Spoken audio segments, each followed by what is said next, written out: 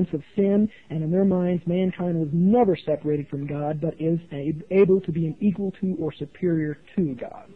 Now, mind you, folks, I sincerely believe in the Constitution of the United States of America. This is not a religious program, irregardless of what you may think you are hearing.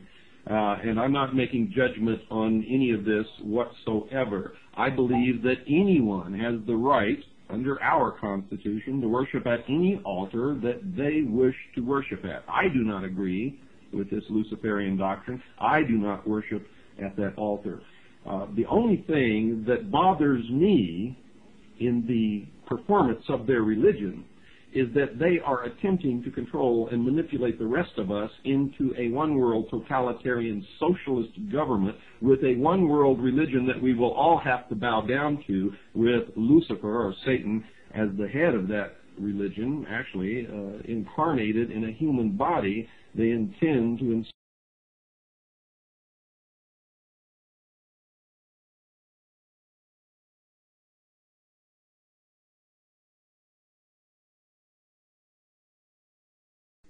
Morgan, and many of you are wondering if that's his real name. No, it is not. We protect CAGI members. We never tell anyone how many CAGI members we have, where they're at, what their names are, anything. None of that information is given out, not even to other CAGI members. Now, we use the code name or the pseudonym of William Morgan simply because the name William Morgan is significant in the past of the secret society called Freemasonry. William Morgan was murdered by Freemasons after having revealed, printed in a book, some of the secrets of the lodge, and this was done back in the 1800s. Of course, the fraternity of Freemasons denies that they murdered William Morgan. However, their version differs significantly from the official version and from the proof and the evidence that we have spent many hundreds of man-hours digging up. And one of these nights we're going to do a program just entirely on the murder of William Morgan. Will, welcome back to the Hour of the Time. Thank you, Bill. It's a pleasure to be here, and I'm really proud and happy to be here and doing what I'm doing. You know, I don't think a lot of people realize that you're risking your life by doing this. The oath that you have taken, albeit because they were fraudulent, you thought that you were making an oath to the God of the Bible, and in fact you were making an oath to Lucifer, which nullifies those oaths. But they still, the Brotherhood, the Order, the Illuminati, the Freemasons, could still carry out the threat of those oaths, which is murder. Is that not correct? Absolutely correct. No matter what I may personally feel about, or what common law or the actual law may view about those oaths as taken, the Masons that are involved consider them to be absolutely applicable to any transgression. And they have been enforced, and the bloody punishments that are part of the oaths have happened to Masons before, and they will happen again, I'm sure. Now, you are of what degree? Let's get that out for the people in case we have some new listeners tonight. What degree are you? I am a 32nd degree Freemason of the Scottish Rite of the Southern Jurisdiction of the United States. And what is the official title of that degree?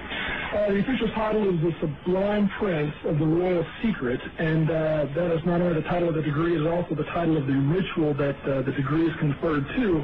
And just to show you how important that is, after going through the ritual and getting the degree conferred upon me, I could neither remember anything sublime or even remember what the secret was that they told me. Why is it that you couldn't remember the secrets of the degree?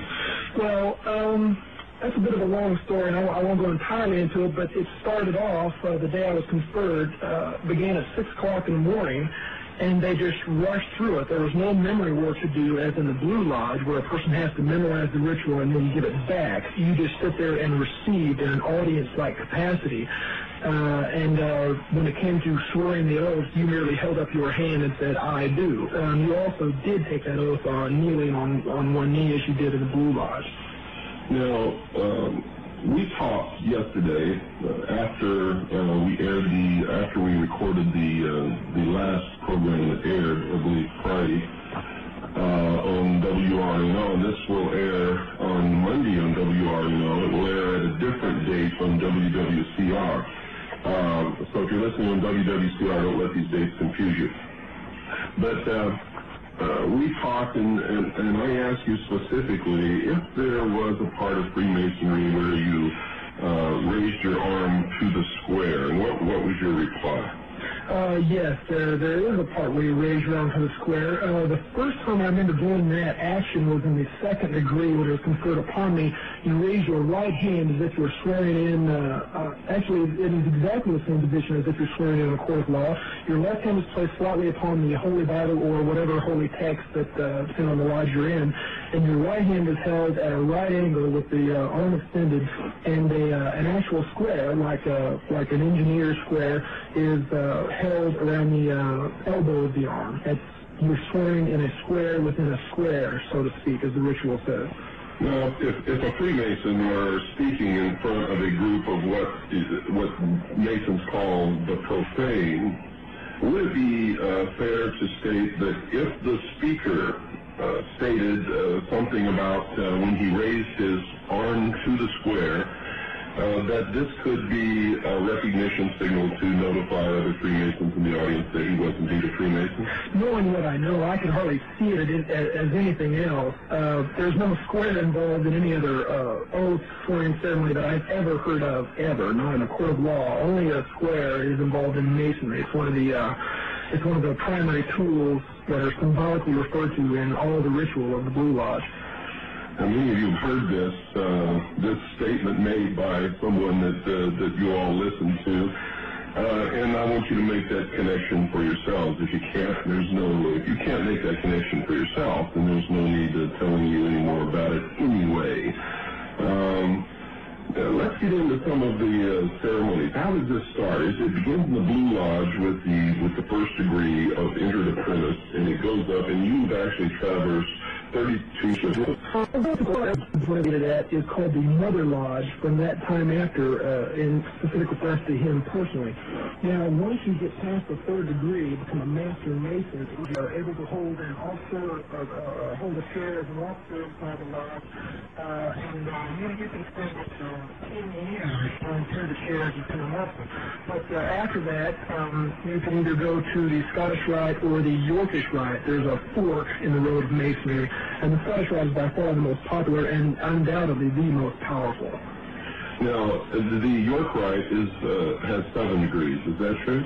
True. The highest of which being the Knight Templar degree. For all those people out there who think that the Knights Templar are in no way associated with Masons, you're dead wrong, and you haven't done your homework.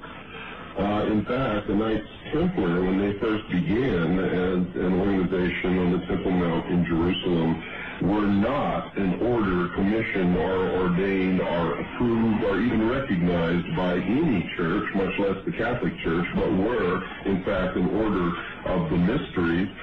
They began with 7 degrees, and the 7th degree was the highest degree. And later, as they added degrees, when the Knights Templar were persecuted and in fact, many of them were put to death. Others were driven into hiding in other countries. In some other countries, they just changed their names and continued the order. They eventually reached a number of degrees, which was 33. And I took that right out of a very old textbook on the secret societies, which we'll talk about in a later program, and we'll get into that. But what is the significance that you've been told of the system of degrees? Why do you have to go through this? It's considered a road. It's considered a road to, quote-unquote, illumination. I really believe that it's more of a system of control and self-government. Lodges are pretty unique in America in that they are self-sustaining and self-governing, even with their own bit of enforcement. All lodges have been granted a charter from a Grand Lodge, and every Grand Lodge in this country has been granted a charter from the United States government to operate on its own and enforce its own laws and constitution. If a police officer or any law enforcement officer walks into a lodge while in session, he is not